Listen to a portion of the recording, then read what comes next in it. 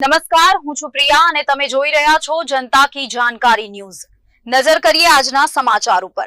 National sport ડેની ઉજવણી અંતર્ગત ત્રિદિવસીય ક્રિકેટ ટૂર્નામેન્ટનો પ્રારંભ કરાવતા જિલ્લા કલેક્ટર રાજેશ તન્ના દેવભૂમિ દ્વારકામાં નેશનલ સ્પોર્ટ ડેની ઉજવણી અંતર્ગત 3 દિવસીય ક્રિકેટ ટૂર્નામેન્ટનું આયોજન કરવામાં આવ્યું હતું।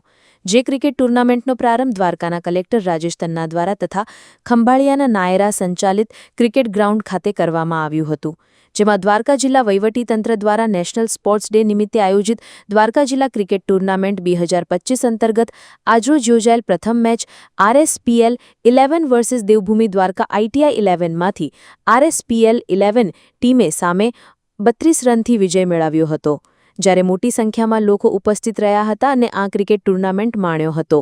રિપોર્ટ લલિત સિગંડિયા, દેવભૂમિ દ્વારકા, દ્વારકા।